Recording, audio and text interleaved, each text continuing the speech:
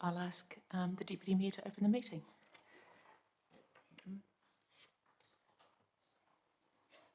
Tēnā koe, Madam Chair. O tira tēnā koutou katoa ngā rangatira I roto I tēnei whare o tātou.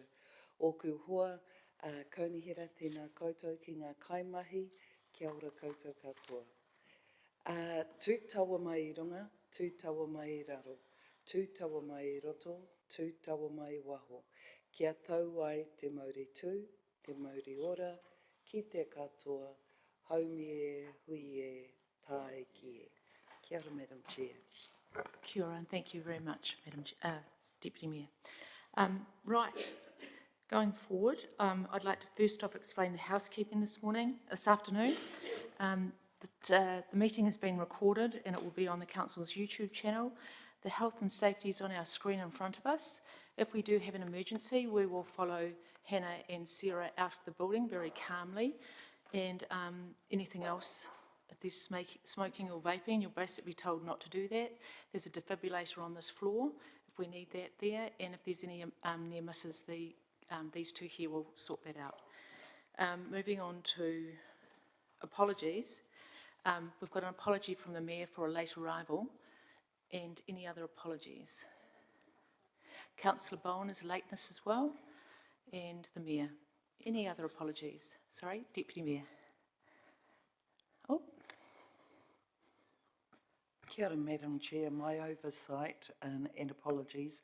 If we go beyond 4 o'clock, I may have to leave early. I'm hoping we won't, but yeah. Good. Thank you. Kia ora. Okay, I'd like to move those apologies and seconded by Councillor Wood. I'd like to vote on those, please.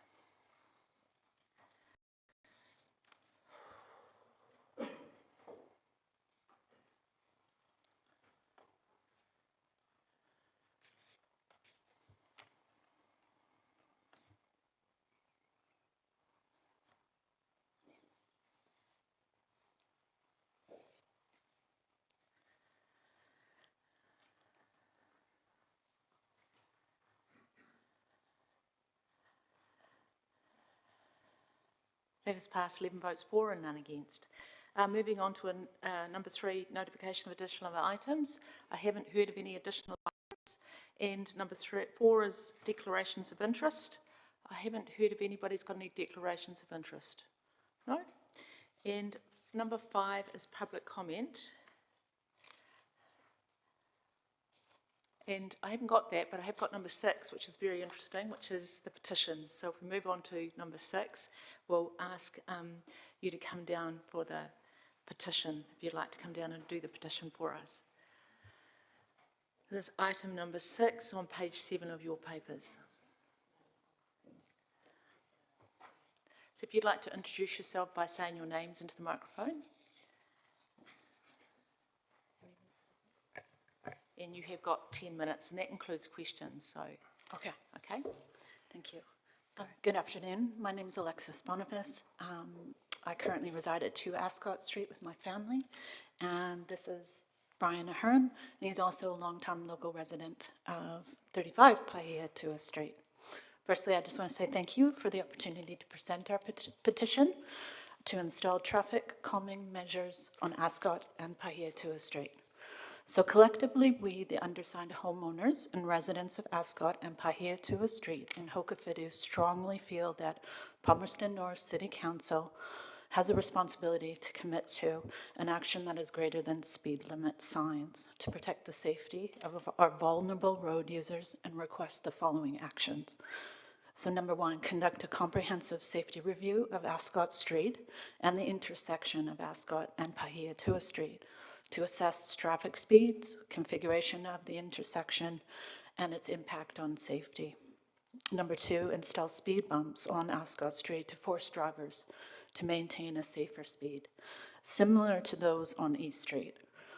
And thirdly, install an island with a giveaway sign at the intersection of Pahiatua and Ascot Street to reduce speed, travel, prevent burnouts, and stop drivers from cutting the corner when turning into Ascot Street. And lastly, consider painting yellow no parking lines in front of 35 Pahiatua Street to improve visibility when turning right from Ascot. Now, I understand everyone's read this document or the petition, so I won't continue on. So I'll just put it out there for if anyone has any questions. Thank you. Well, we'll open it up for questions from the floor. Councillor Johnson.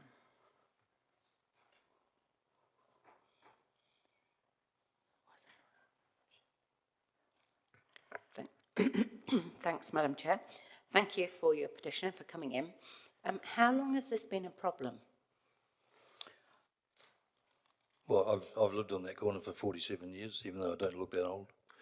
But it's been a growing problem over the last 10 years, but particularly the last 3 or 4 years. And I acknowledge that this is a citywide issue in terms of bad behaviour. But the fact that we've got this petition and got support from the neighbours just shows that our tolerance level has been reached.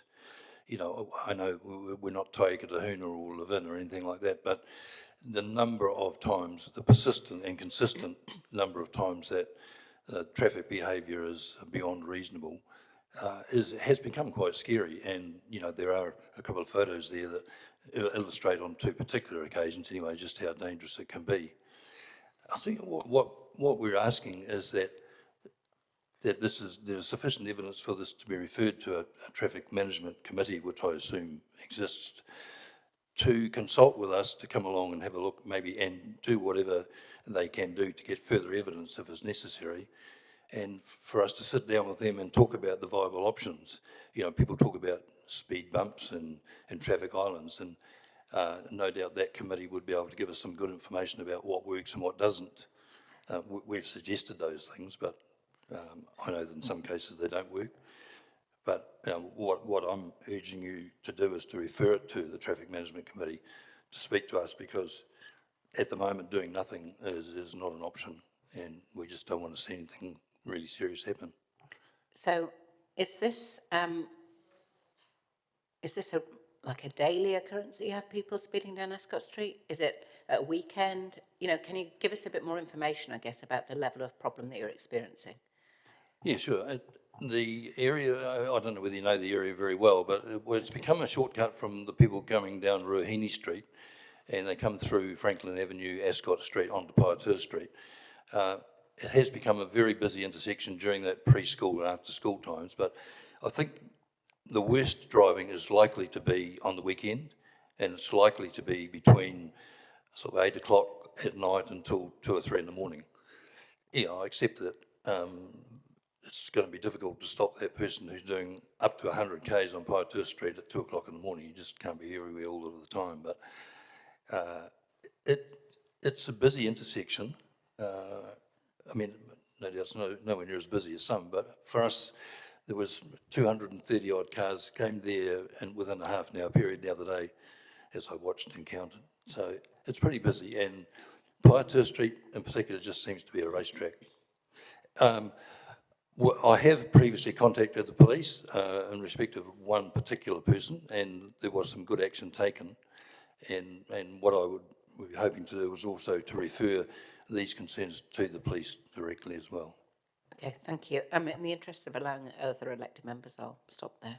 Okay, thank you. Thank you. I just have one question about your questions to the police. How did that go? How far down the track did you go with the police? Well, fortunately, being an ex-cop, I have a few contacts, so I did get a pretty good result within about 2 days. I have tried the 105 system. I've never heard anything back, even though I provided registration number, address, and everything I possibly could. I never heard anything back from the police. Okay. Councillor Barrett. Thanks, Madam Chair. Thank you both for coming in. I was just interested with your work in the neighborhood and talking to people up and down the street. Did you have any feedback from people that were actually really happy with the status quo, or was it pretty uniformly around a voice for change? Yeah, it was pretty unanimous. I won't say it's totally unanimous. So everybody that did email back, because originally it started out as a letter, and I just advised people to email me if they were in support of this, and if they could share any of the experiences that they've had with living in the neighborhood, because we've only been there since 2021, but in such a short time, yeah, as I said, 2 cars have been written off in front of our home due to speed and excessive speed and loss of control. You'll see the attachments, which are all the emails that I've composed or compiled, and a lot of shared, whether they lost a cat, whether they were concerned about cars coming through their front door, like for particularly on Pahiatua across from us. That's where people tend to do burnouts. We also have an individual who's, has mobility issues. He's in a wheelchair and has a dog, and he's always concerned as well. So it ranged from all across, from neighbors that have been there maybe, and residents, not just homeowners. Just being incredibly concerned about the safety. Great, thank you. And just to be really clear around the scope, Brian, you referred a little bit more to concerns in Pahiatua Street, and I think, Alexis, we've heard from you a little bit more concerns in Ascot Street, and kind of, is it just the intersection there, or kind of what's your concern, especially on the Pahiatua Street side? Well, yeah, it is the intersection, but I suppose personally, it's the speed down Pahiatua Street, and it's not uncommon for them to be 80 k's plus. And I guess, that for me, that's probably more a police issue in terms of enforcement. But of course, if they start from the Hokowhiti shops and go to Pahiatua Street and going to turn left into Ascot, that's a major issue, particularly if it's slightly wet. And I would have thought that maybe an island of some sort there might be beneficial, although it doesn't seem to work particularly well at the other end of Ascot Street. Great. Just to say it is mainly Ascot Street, but then expanding out into the intersection is the main focus, because we feel that even at that intersection, that could help the rest of Pahiatua. Great, thank you. Thank you, Madam Chair. In the interest of time, we've got one last question for you, Deputy Mayor. Thank you, Madam Chair. Thank you, Alexis and Brian. Brian, I'm mindful of your significant experience in this, probably at a national level. How would you rate this as a priority 1 compared, all of Palmerston North, and you've got a fair idea of everything. This is huge, priority 1 for you? Well, I'm aware that funding is always going to be an issue, and what I would say to any further committee is that we should be up on the priority list based on what we believe is evidence sufficient to say this is not just run-of-the-mill like it is in a lot of areas in Palmy. This is a busy intersection, and our fear is the likelihood of someone being seriously injured is growing by the day, and we just really need to speak to the experts and say, hey, what can we do here? What are the best options? But something has to be done. So you've identified it really, that entire area has become a track, where they're zooming around? Yes, for sure. Thank you very much. Thank you. I'm just going to ask the Transport Manager just to comment on this. Thank you, Glenn. Thank you, Madam Chair. Glenn O'Connor, Manager, Transport and Development. Sadly, the experiences that we've heard this afternoon are replicated in large areas of our city, not just the one area that we're talking about today. The bad behaviour happens more and more. The tough spot, and I also heard funding being mentioned, the tough spot, as Council will recall in November when we reprioritised based on no funding, co-share from NZTA for safety. We paused, essentially, we stopped our safety improvement programs that this would have been considered under, and we've got no forward works program or indeed funding to carry out the sort of improvements across our city that's described. So that puts us in a tough spot. We have numerous requests that have very similar aspects to this one, and it's not to downplay the Speaker's request. It is a tough situation for everyone to be in. Thank you, Glenn. In light of that, I'm still going to put a recommendation up. So thank you very much for coming forward. I'll move this recommendation, seconded by Councillor Wood, but we'll also put a second recommendation up, which, if we can put it up on the screen.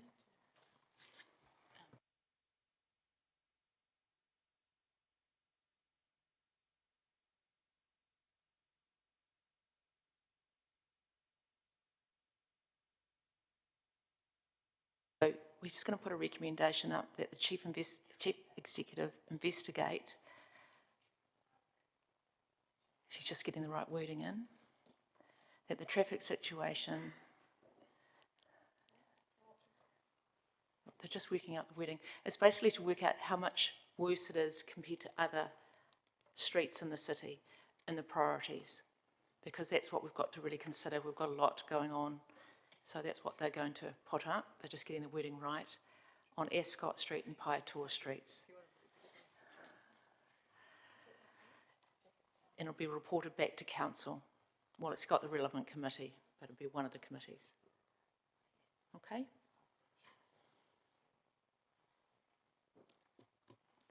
Thank you very much. Thank you. Thank you.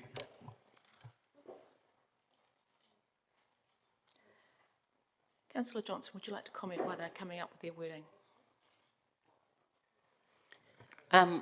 Well, I would like to suggest that not only that we ask for the traffic situation to be reported back on, but that options are reported back if they're considered to be necessary. Otherwise, we'll end ourselves up with needing 2 reports. So we'll get a report back on the traffic situation, then we'll have to ask for another report on options. So I'd like to suggest that we add in and report back on traffic calming options if indicated, because otherwise it'll be a 2-report situation. I'd rather just get it all back in 1 report so we can make a decision, if that's okay with you as the mover. Thanks, Councillor. The words are going back in. We're just doing it on the fly. Councillor Barrett. Thank you, Madam Chair. Just a question as the cursor keeps moving, but could we get a comment from officers around what that would mean timing-wise if we wait for the new term, and whether or not there's a potential to get any useful information back in this term of council?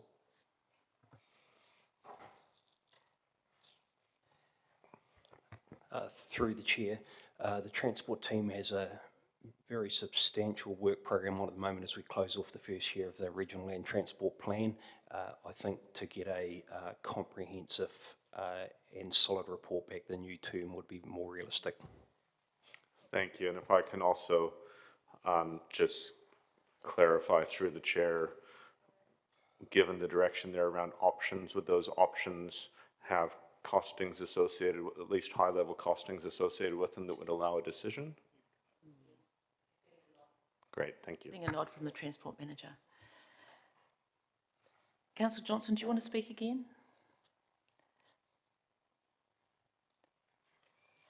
I just want to make a comment, Yes, sure. since my last Yeah, sure. thing was just about trying to construct the recommendation on the fly, just to say that I'm very supportive. I understand that there are other parts of the city where people have got problems with traffic, but you know, these residents have organised themselves and come in with a petition, and I think it would be remiss of us to just accept the petition and do nothing, quite honestly. So let's at least investigate what the situation is, see if officers indicate traffic calming measures that would be useful, and then let's have a look at what that would cost. It may be that the report comes back and says, well, this is a really bad situation relative to other junctions in the city and cut-throughs. It may be that the report comes back and says, well, actually, there are other places that are in greater need. But the fact that we don't have a budget right now shouldn't stop us investigating if we see that there's a need.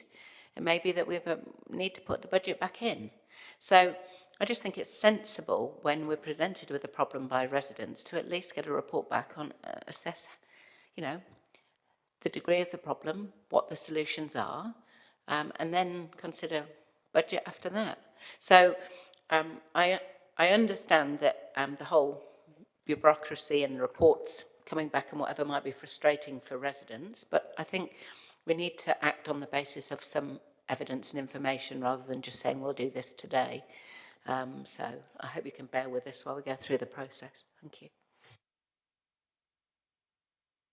Okay, no further speakers. Let's vote.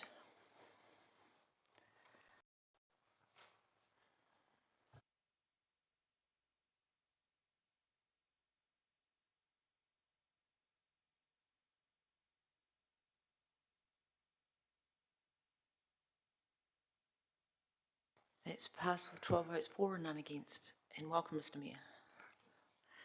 Right, let's move on to the next item, which is the minutes on page 11. I'd like to move the minutes. Seconded by Councillor Wood. No actions arose from those minutes, so let's vote on the minutes, please.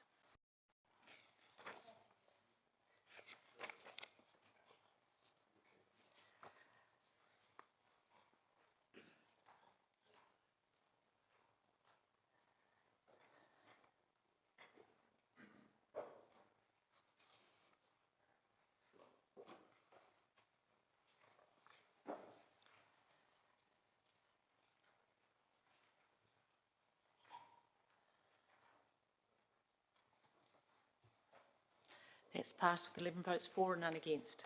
Right, moving on to CEDA. I don't see we've got Jerry, but we've got Jackie and Bobby and...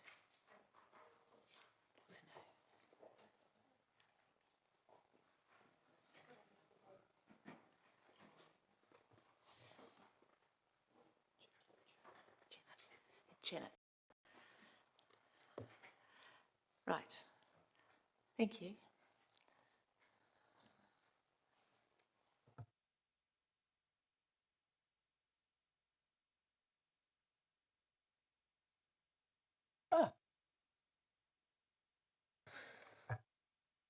Right. Kia ora koutou, Madam Chairs and elected members. We are here today to present CEDA's final statement of intent for 2025-26. Firstly, apologies from Jerry, who's actually in Sydney at the moment presenting with Energy Estate on Te Taganui opportunities within the hyper data centres and green energy. So this is Janet, our Marketing Communications Manager, who's joining us today. So the final statement of intent has just a couple of minor changes that have been included in the committee report that was since the one that we presented in April. So taken as read and happy to take any questions. Thank you. Any questions? Looks like you're clear. There's no questions. Okay, thank you very much. Oh, sorry, the Mayor. Thank you, Madam Chair. I sneaked in just at the end. Just with the recent, just under the, I suppose the place thing around attracting people, workplace, etc. How did the Careers Expo go in the end? Did we get any final numbers and sort of general feedback on that? Yeah, we are waiting on final numbers. Obviously, I think at a national level it is still challenging for businesses to commit. So we'll have the final numbers through shortly and they'll form part of our annual report. But we are looking at that as part of our holistic approach around this talent space because it has shifted a lot from traditional expos and our recent Accelerator Academy that we had in partnership with the health sector and iwi is sort of an example of that where we can kind of dive in a little bit more to where the needs of our region are. We know the future of health, well, nationally, but particularly for our region is really strong. So, yeah, we don't have the numbers yet, but when we do get them, we will be looking at, I guess, yeah, what that looks like in terms of our broader talent work. Okay, thank you. No further questions. Thank you. I'd like to move the report, seconded by Councillor Wood. And moving into comment. There's comment from the Mayor. Thanks, Madam Chair. Just on the question I asked, I think it's really important just to just a report around the health of the regions, and part of that was around the rise of unemployment and where it's falling really, really unevenly. The city and the district have some of the lowest unemployment rates in the country. I'll give you an example. Far north is nearly 15.5%. So the district is about 2.7, which is arguably one of the lowest in the country, and the city's sitting at about 4.3, I think, something like that, 4.4. So, but we just have to watch that, and the Careers Expo, and I appreciate the comments around it's shifted, and there's some other mechanisms to attract the workforce and to and train people. It's interesting, that used to be one of the biggest in the country, actually, our one here in Palmerston North. And just got to keep an eye on what we're doing in that space, because it is so easy to perhaps just let the market dictate that. And I think we've just got to make sure that we've still got a place in there somewhere, and we just keep an eye on how it's all moving. But appreciate the work that CEDA's done. Thank you. Councillor Barrett. Thank you, Madam Chair. I just wanted to briefly say thanks to CEDA for being open-minded around how we do monitoring indicators and taking some feedback out of the chamber and turning that into something tangible quite quickly. So much appreciated. Also want to thank CEDA very much. Great. Okay, let's now vote.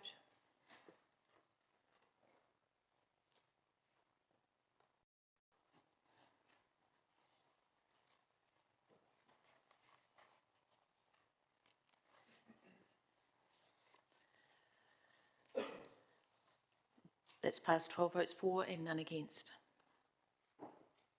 Right, moving on to item number 9. I think we'll be finished earlier than you think.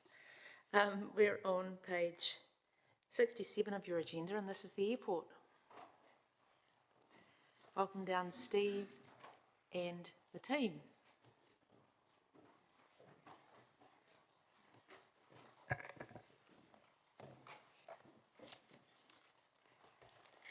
If we can introduce ourselves again, that would be great. Yes, Madam Chair. Steve Patterson, of course, the Manager of Financial Strategy, and we've got the team from the airport, including Russell, a board member, and David as the Chief Executive, and Jonathan as the Chief of the Financial Person. Thank you.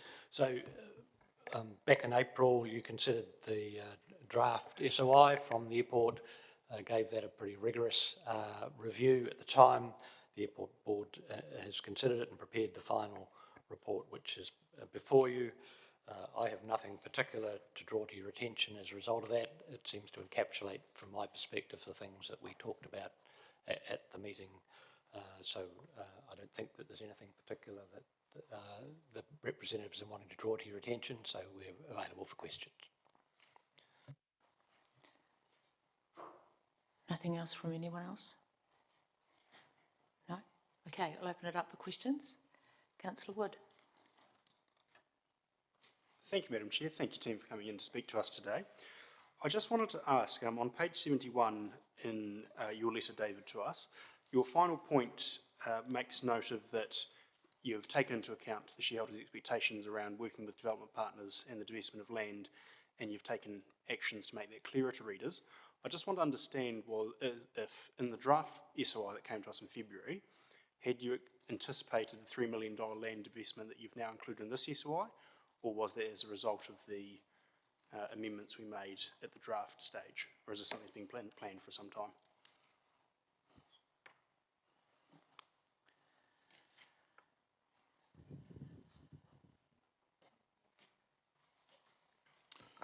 We'd identified a parcel of land quite some time ago that's potentially a non-strategic and could be divested, but we didn't have firm plans around when that might happen at the time of the draft. Thank you. So I recall you mentioned it was off, I believe, Milson Line, effectively a farm-like parcel that you were looking for sale.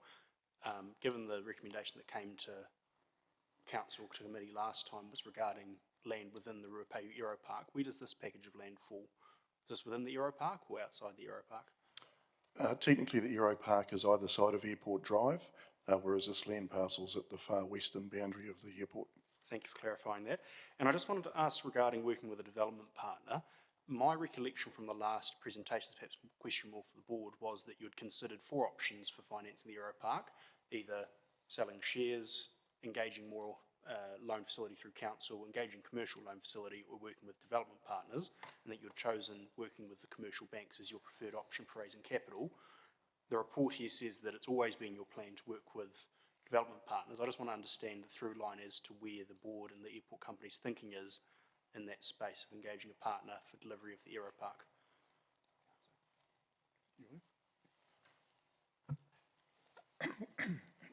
working with Aero partner, joint venture partners was always envisaged at the draft stage and has been for a number of years. You're right that at the draft SOI we concluded that of the 4 options, the quickest, easiest and most suitable solution to put in place for the short term is the debt solution. But joint venture partners as well as land sales were on the cards then and remain so now. So that still remains the intention as it was at the draft. Excellent. Thank you. Thank you, Madam Chair. Great. Thank you, Councillor Wood. Is there no further questions? No? That looks like it's it. Thank you. So go back to the recommendations.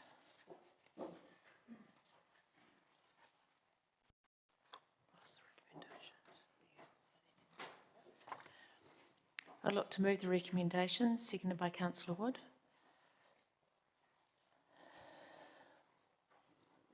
Any comments?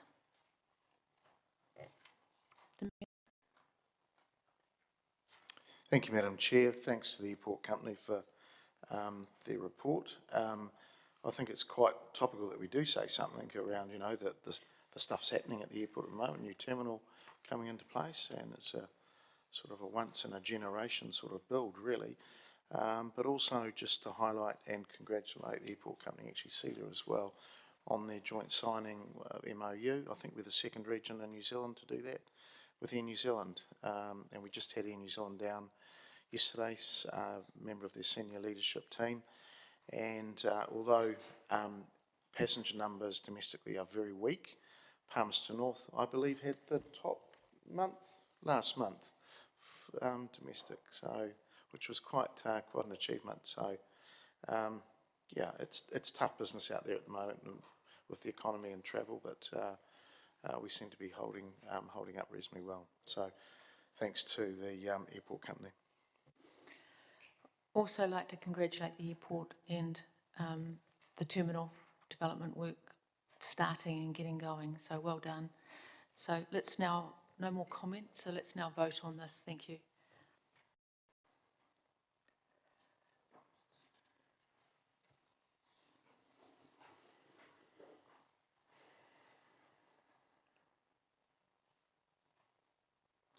That's passed, 12 votes for and none against. Right, looking to item number 10 with Stacey, and that is the Manawatu Regional Economic Structure Report. And you've got a presentation. Thank you for members of the airport. You've got a structure report and you've got a presentation. Kia ora tātou, Stacey Andrews, City Economist. So I've asked governance to put this through their system today, so we shouldn't have any problems. Am I still able to change it here? Oh, thank you. So great. It's quite a large report, so I've just prepared a short presentation to take you through the main points. So Manawatu Regional Structure Report again indicates the diverse mix of public and private sector activity, but also our large stable sectors as well, and the significance that they play for our regional economy. 5-year growth does continue to exceed national growth, so we've seen this for a while now. Those industry sectors we know that are exposed to weak consumer demand are the ones that have been affected the most, as we know. Rural exports are really supporting regional economic activity. Diverse and skilled workforce should support our economic recovery as we go forward. Falling interest rates will boost demand for goods and services and will help those sectors that have been most affected. Certainly there are opportunities coming through, definitely our high value food production, quality international education, we're seeing some improvement there, defence force consolidation, infrastructure investment and that logistics capability and capacity. So the economic structure has been supported by, the economic structure of our region has really supported the performance in the region. So as we can see there, our economic growth has exceeded national growth, continues to do so. That, if we look back in history, has not been the case. So there's been significant growth in the region over that period of time. A lot of this is, as I've already mentioned, supported by our economic structure, in particular our large government, education, health sector, with a greater proportion of both our GDP and employment concentrated in those sectors. These sectors are far less susceptible or exposed to changes in economic cycles, so that boosts the resilience of the regional economy. As we can see there, when we look at our largest 20-year growth sectors, 2 of them are in that space, but we've also got strong growth in logistics and distribution, in particular in wholesale trade. So our large stable sectors have also been our biggest growth sectors over the year, and also over the 20 years we've seen significant growth in those sectors. So although they are big stabilisers for our regional economy, they're also growing, and we expect that to continue with additional investment flowing into defence and healthcare in particular. So our business characteristics, we have 12,651 businesses. We've seen an increase of 0.5% compared with 0.9% for New Zealand. We have a higher proportion of larger businesses than the national average. So its average business size is 5.6 versus 4.3 for New Zealand. And these larger businesses tend to be more resilient also to economic downturn.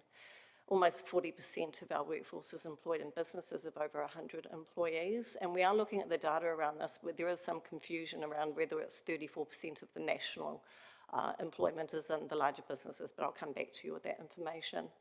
We also have a larger percentage of small businesses with 1 to 5 employees, so that's quite interesting compared to the New Zealand economy, which is sitting at 17.6.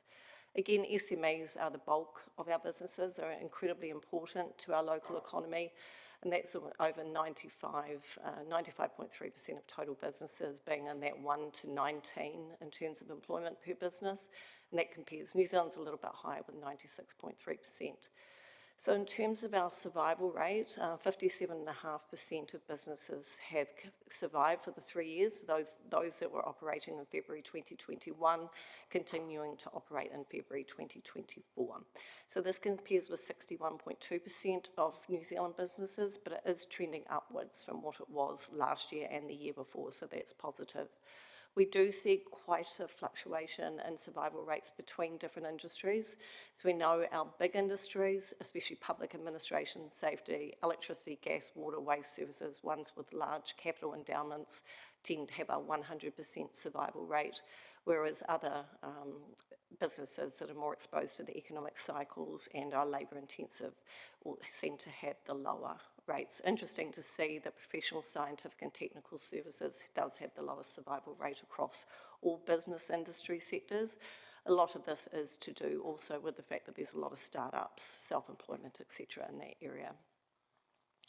So skilled workforce, our biggest workforce or professional group is professionals, and then managers and community and personal service workers. So that's also around our healthcare and social assistance sector, which is very significant across the region. So we continue to see large growth in those areas. And if we look at the difference between our concentration and professionals, importantly, then that shows a higher proportion here than across the New Zealand economy. So we do have a highly skilled workforce across the region. And for Palmerston North, if we isolate that, it's higher still as a proportion of the total. So our export strengths, as we know, we're really going through a bit of a recovery here in the New Zealand economy. We're starting to see that, and a lot of that is being driven by our export sector, and we're well placed here to benefit from that. So from the region, we export $1.51 billion worth of goods, almost 1.2 billion in goods and 334 million in services. So we are benefiting currently from the very strong pricing and global demand for our dairy and red meat products. And I was looking this morning at the latest commodity price increases, and for red meat, it's over 32.6% year on year now in terms of increase in commodity prices. So our rural sector is benefiting substantially from that, which is having favourable impacts throughout the economy. In terms of our key sector snapshot, you'll notice in Appendix 2, I've done a bit of a deeper dive into some of our key sectors. So some of the key points from that, of course, defence, our largest subsector. We also have what we call a location quotient, which means we've got 11.7 times more than the percentage of the workforce employed in that area relative to the national average. That shows what we call a comparative advantage, so it's very strong in that area, and we would expect with more investment flowing into the defence area that we will see that increase. Central government administrations are also very strong for us. Hospitals are our largest subsector and growth sector within the healthcare and social assistance space. Construction, heavy and civil engineering, and we also have building installation services being our biggest growth sector. So retail sector, supermarkets and grocery stores are our largest subsector and our largest growth sector. So big gains there across New Zealand. We notice that as spending pulls back on other parts of the economy, supermarkets or grocery and liquor actually, but I'm sure it's predominantly grocery items, is actually growing quite strongly relative to some of our other store types. Manufacturing, food product manufacturing is our largest subsector and our largest growth sector, and we have the endowment here within the region for that to continue. Education and training, our strength predominantly here is in higher education, so we very much have a comparative advantage in higher education, which is our university studies. We also have strong growth in the preschool education space. So quite a few strengths here that support our economic resilience here relative to the national economy. So just to finish up in terms of the outlook, the weaker short-term economic conditions are evident in the annual data. We're seeing that with the annual decline in some of our businesses that, as I say, are more exposed to demand and supply conditions. So that's exactly what we expect to see. The longer-term analysis does really highlight the importance of those large stable sectors across our economy and the resilience boost they give to us relative to other parts of New Zealand. Industry sectors, as I've said, most exposed to those economic conditions, such as hospitality, bars, cafes, restaurants, those types of areas. Retail spending, especially discretionary retail spending, have been the ones that have been most affected. The outlook for the rural economy remains very positive. We know we have this uncertainty, which is heightened at the moment around international conditions, but that hasn't affected the pricing for commodities, for our commodities or goods produced in the region so far. We always say this with an element of, right now, this is the way it looks, but we're still seeing strong pricing, forecast pricing for the current season and next season, which is positive. As recovery progresses, confidence to invest and employ should get a boost. So this is one thing, I guess, that's on my mind at the moment around confidence. We are seeing the start of economic recovery, but there is heightened uncertainty, and that is impacting on the confidence of both businesses and consumers to spend across the broader economy. And until that happens, we're not going to see a steady recovery. So this year it is projected that GDP will rise by 2.2% over the year to March 2026. So that implies that the recovery is underway and expected to continue. So that's the Reserve Bank that is projecting that growth, and 3% over the year to September 2026. So we're on the way up in that sense, but there's still a way to go before we get back to the type of growth that we saw pre-COVID or immediately following COVID. I will say that this report is going to be shared with CEDA, and it's going to be rebranded in regional colours and used as an economic development resource too to the wider community. Thank you. Happy to take any questions. Thank you. I'm going to start off with the first question. You actually partly asked my first question, which was who's the audience of the report. So can you expand on that a little bit further? Certainly we want it to be used as an economic development resource, so that people who are thinking of moving to the city or investing in the city can see where our strengths lie and where their business may fit into that ecosystem, that wider economic ecosystem. We also want to use it for people like yourselves and existing businesses here in the city for decision making. So what about real estate agents and people that are trying to sell the city as well? Yeah, absolutely. In early discussions with CEDA about how this will be used, but I think that the information from it will be used in a variety of ways for a variety of audiences. I've got a question about construction. I hear different opinions about construction. People that are building houses say that the market is very slow. The people that are in the commercial side of construction say that it's going very well. Are you seeing that as an economist? What are you hearing from your opinion? Yeah, absolutely. We see in the latest data, I think it's till April 2025, that we've seen about a 32% increase in non-residential construction activity. Most of that is driven by warehousing, but there's also education buildings and, of course, commercial accommodation in there as well that is driving that. Within the dwelling space or the residential construction space, that is slower. We have seen an increase over the year, but actually when we look at the net dwelling analysis, it is quite a bit lower. So we're assuming from that a proportion of that is taken up by relocates built here and then being transported out of the city.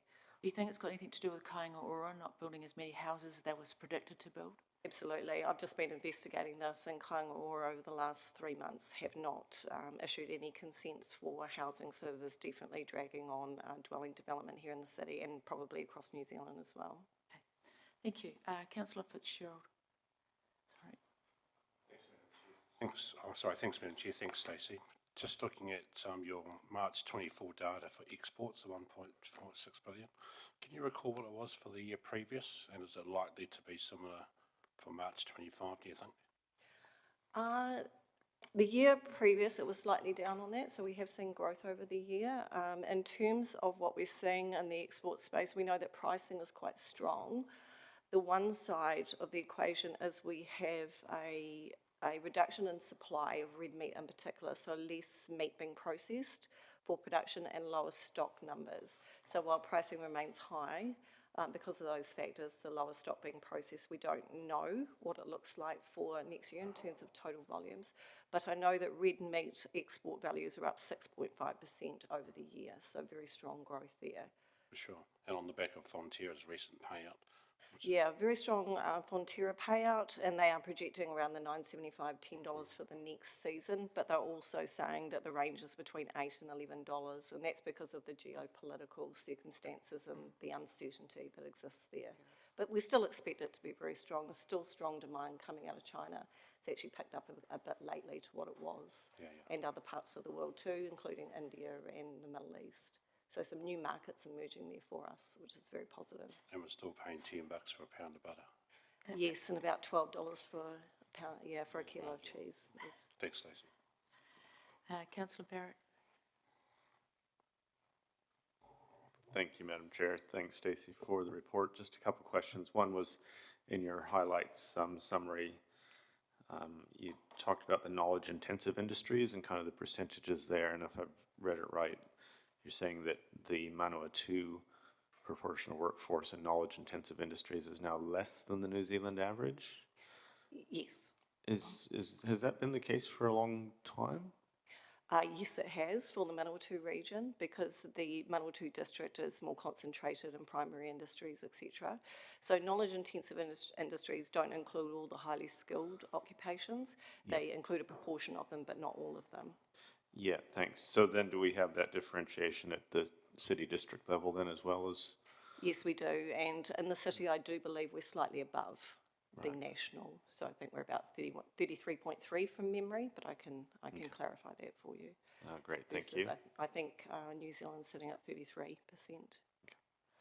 Thanks. The other question I had was just around the 29% decrease in manufacturing and the 77 jobs that have been lost. Do we know,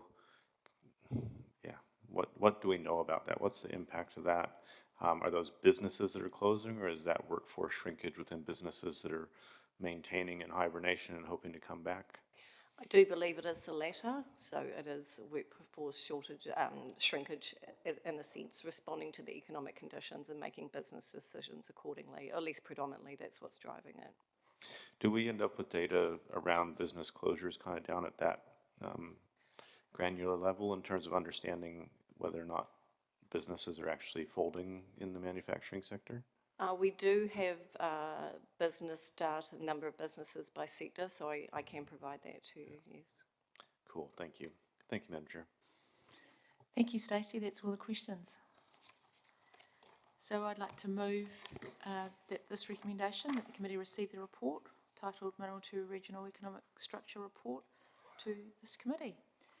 And I just want to say, Stacey, it's an exceptional report, and I'm sure it'll be really well used by people that are going to be using it. So well done for all the effort you put into this report. Seconded by Councillor Wood. Thank you. Looks like there's no other comments, so we'll move to vote.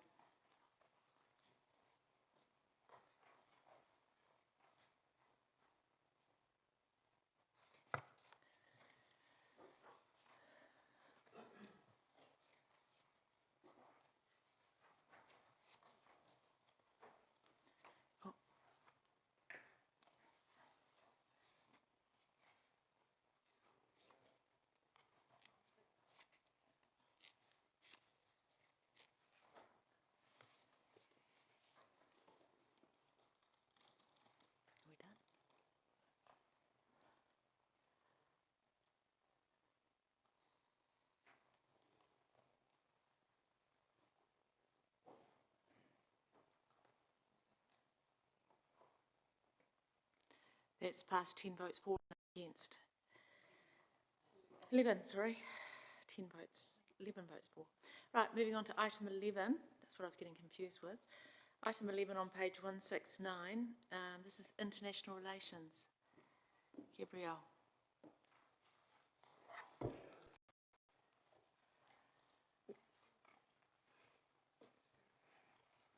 You start when you're ready. Kia ora, councillors. Gabrielle Loga, and I'm Manager for International Relations. I have apology from Kate Harridge, International Relations and Education Advisor today. First of all, thank you for the opportunity to present the 2025-2026 Annual Plan for International Relations and Education Activities. Our city's international relations and education work continues to play a vital role in advancing our strategic objectives, which are strengthening economic development, promoting exchanges, collaboration and innovation, enhancing educational and research opportunities, and positioning Palmerston North on global stage. So this annual plan reviews the success of the 24-25 activities against the agreed set of goals, outline our key priorities and engagement activities for the next 12 months, which are aligned with the Council's broader vision and the economic development plan. It recommended a more practical and meaningful approach to performance measures, which are activity-based quantitative measures that the function directly undertakes in addition to the narrative measures.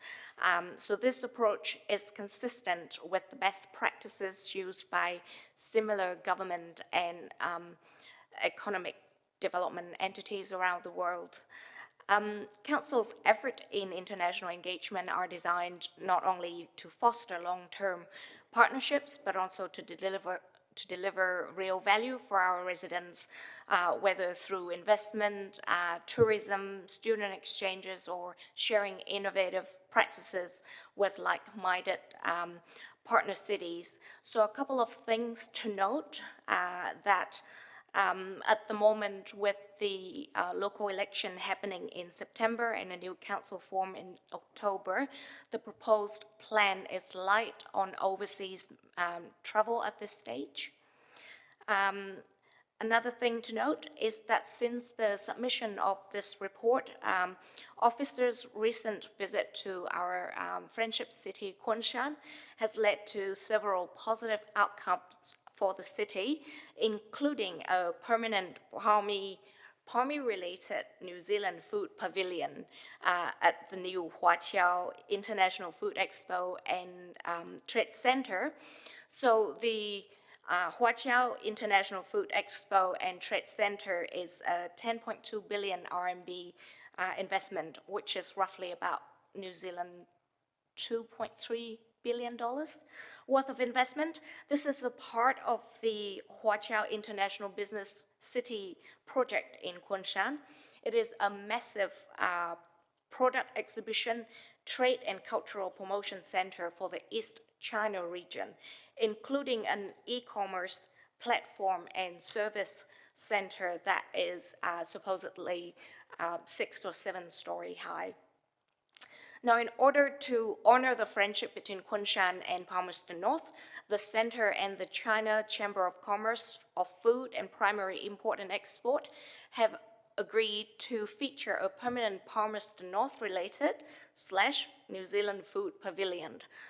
This could include our local products like Gillett honey, pet foods, other Palmy-related products like Fonterra dairy, Zespri fruits, silver fern meat, etc. And it will be up to us to decide who and what to include in this pavilion.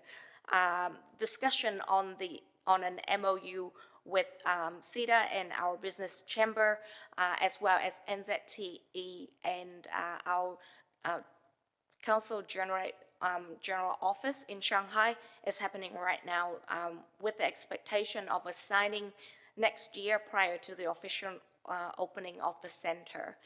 And of course, because of this development, Kunshan Foreign Affairs Office is also keen to finally upgrade our Friendship City status to Sister City status, hopefully at the same time of the signing of this MOU in 2026.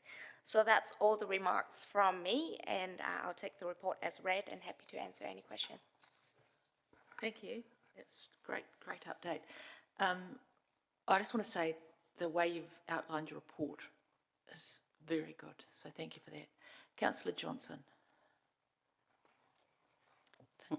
Thanks, Madam Chair. Thanks, Gabrielle.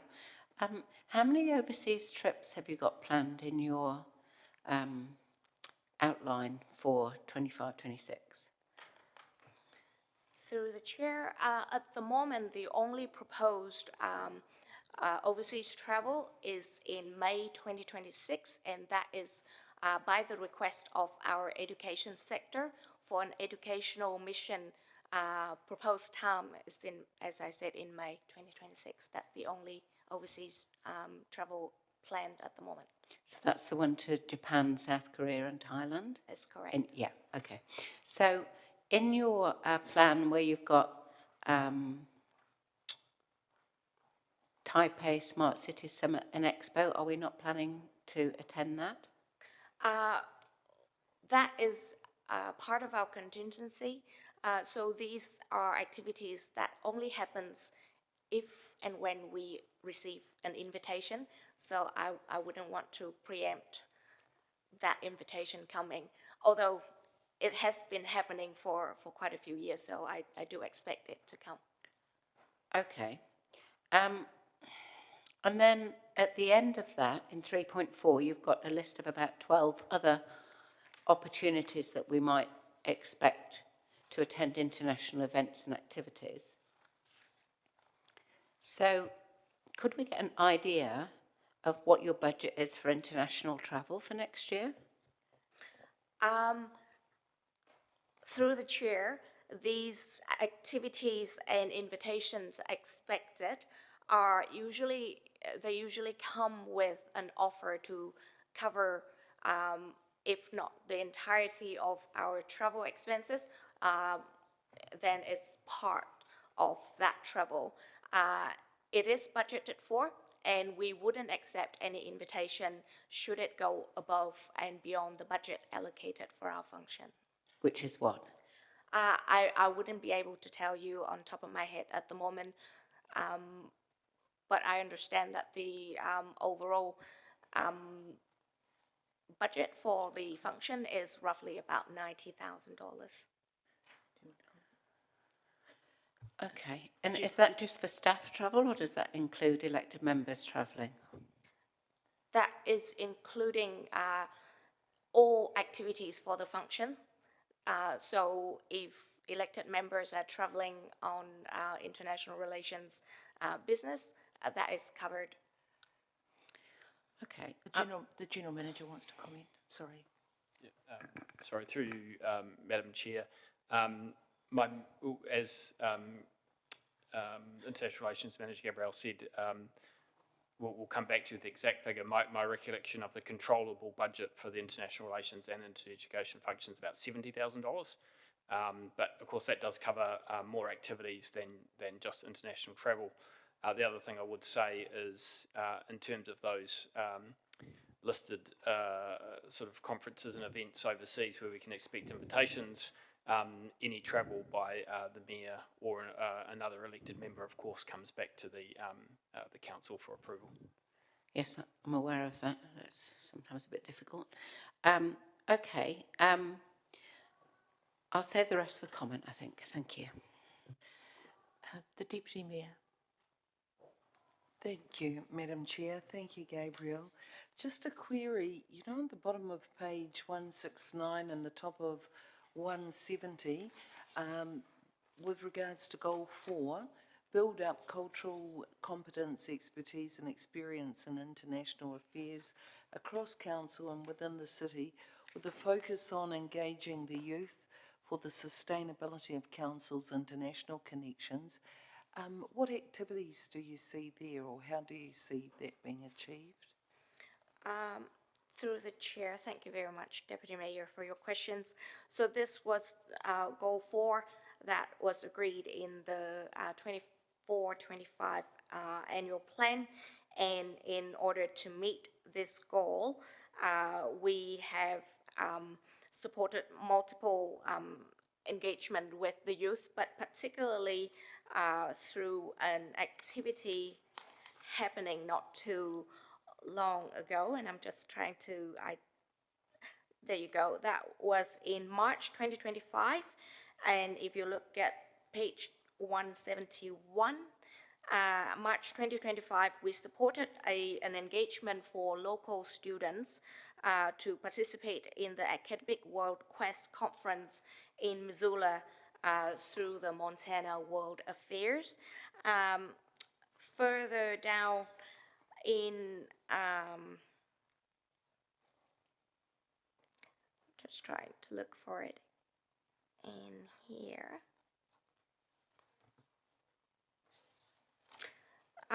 We did also organize an activity with New Zealand International Institute of International Affairs, and that was an engagement activities up at IPU campus, just to help the local youth to understand about international affairs, their opportunities to travel overseas, and that was when we introduced to them the opportunities to travel to our sister city, Guiyang, on the Global Youth Summer Camp, and also the scholarship opportunity with Hiroshima Global Academy. Thank you very much, Gabriel. Thank you, Madam Chair. Thank you.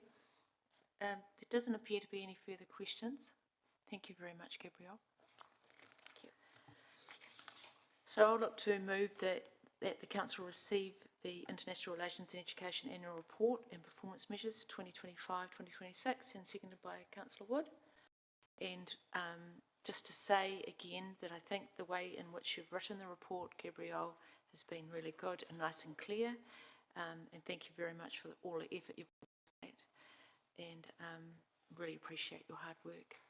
We'll now move into Councillor Johnson.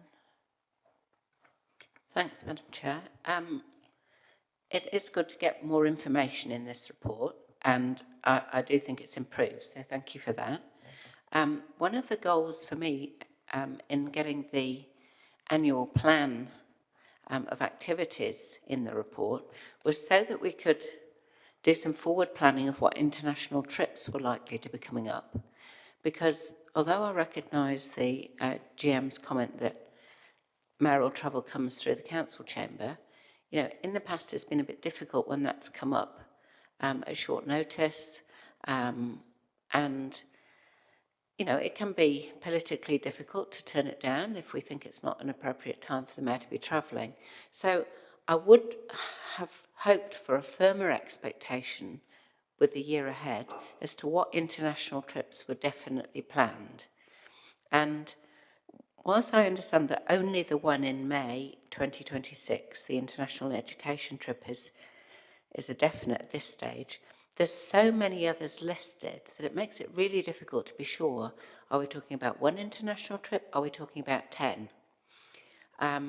So I would value a little bit more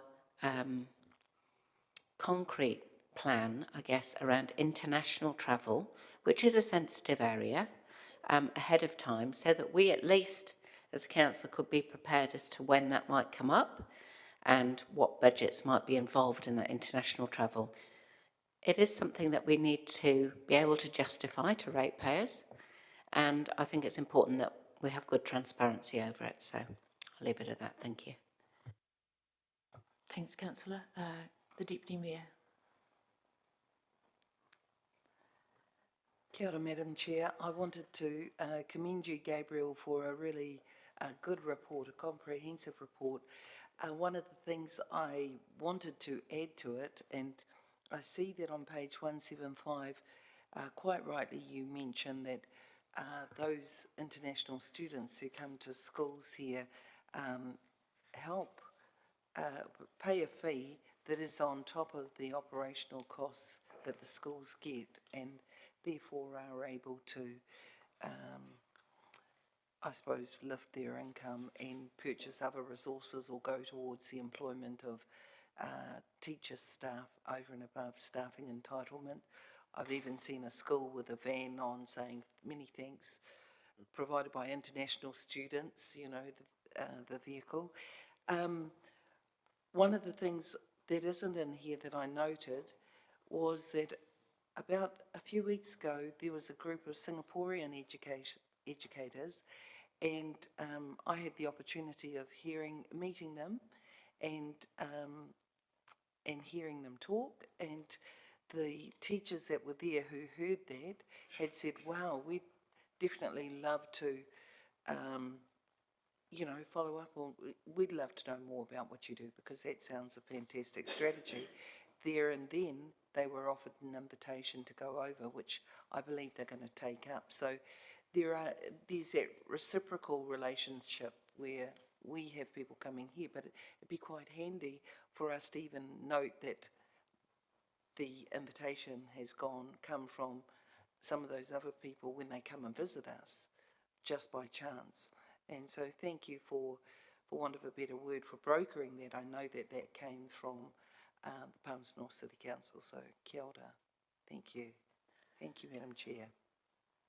Thank you. And just in response to, just to write a reply in response to Councillor Johnson, she is right, there is 12 trips planned on page 174, which we don't have any more detail of because we don't have any more detail, and they are invitations only at the moment, and we wait for an invitation from the people that are potentially going to invite us. So she's very right in that sense, because we don't know what is going to be on the international plan. So it's, you know, it is up in the air until we actually get that invitation and we go forward from there. But in many ways, it's quite a tough gig to work that out, because you don't know until you get it, really, to get that invitation. But in many ways, it's hard to work that out, and we just have to work with it and run with it and swim with it, and that's why you've got a general manager here that works with you to do that.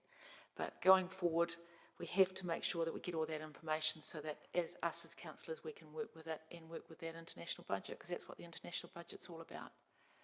But I hope you can all support this report going forward. So we'll now look to vote. Thank you.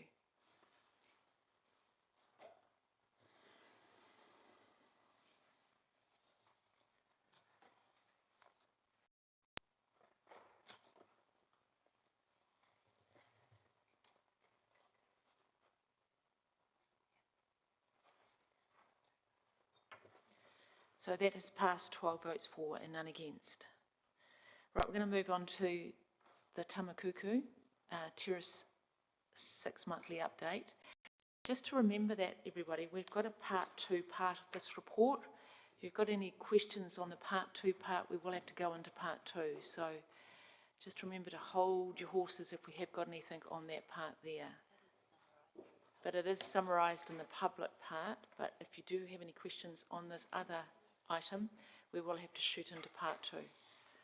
Thank you, everyone. Thank you. I will hand it over to you, Glenn and Anna.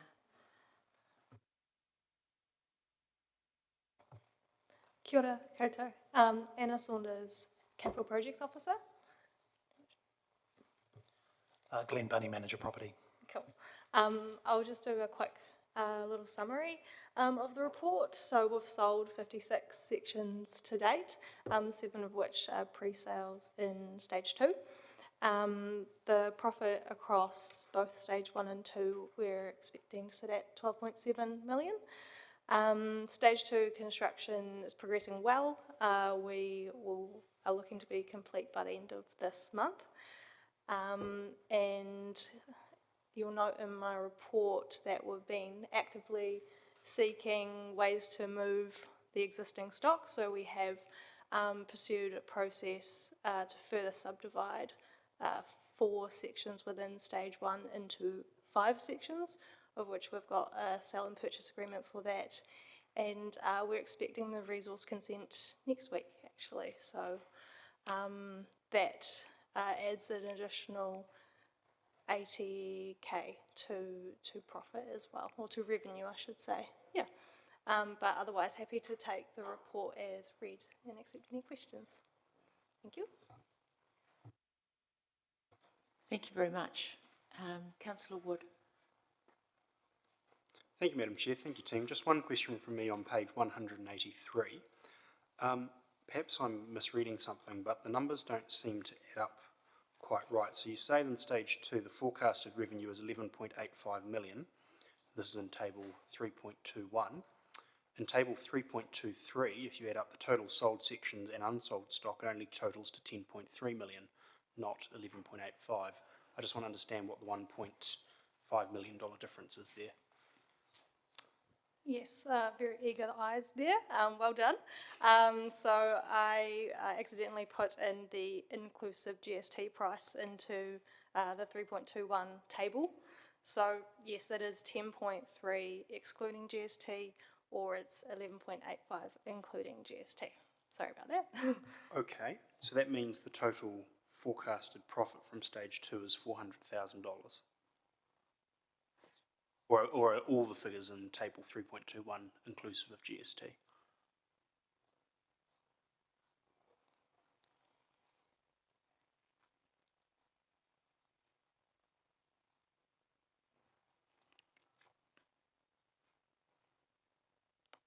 I think I need to recheck my numbers.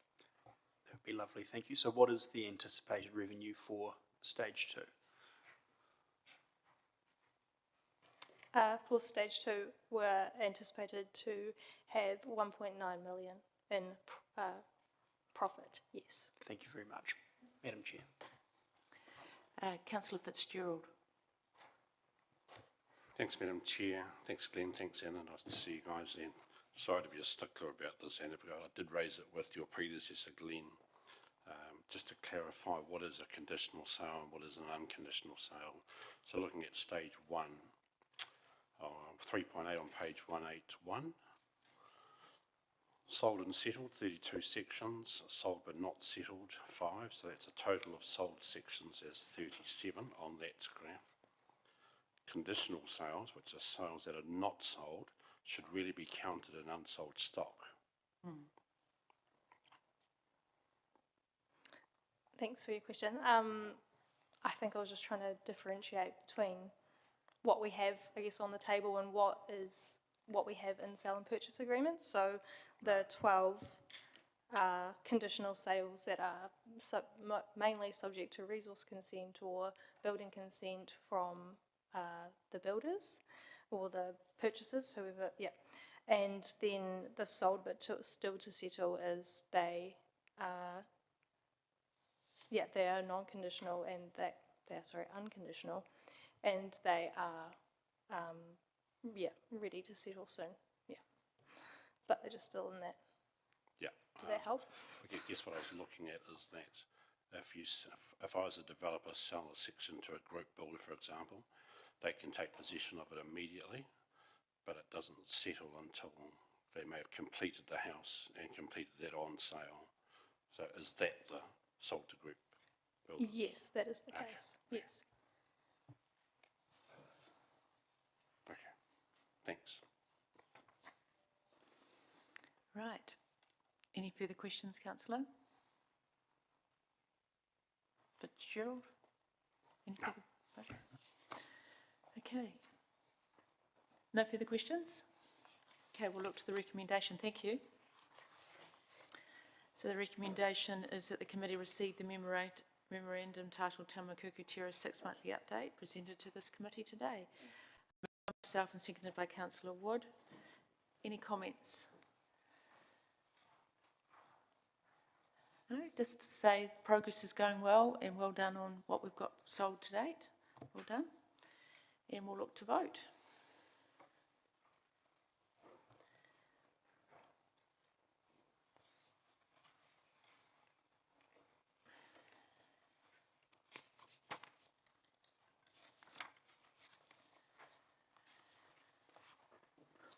That's passed 12 votes for and none against.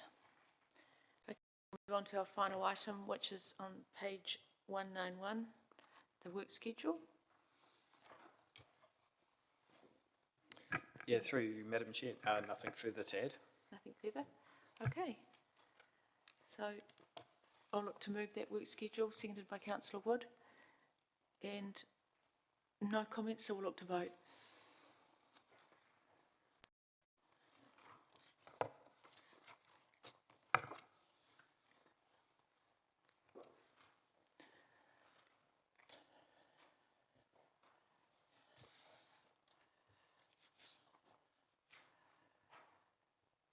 Passed 12 votes for and none against.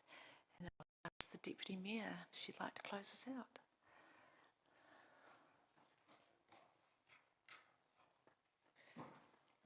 Thank you, Madam Chair. Thank you to officers, to our elected members, and also for those who have come today. Ko te pai a tātou mahi, ko tai mai te wā kia hoki atu ki o tātou kāinga, ki o tātou whānau ki te hāpori. Mā te rongarawa, me ngā manaakitanga katoa tātou e manaaki e tiaki. The time has come for us to return home or back to work or to other places. May everyone be blessed and looked after, and may everyone go well. Tēnā tātou, kia ora.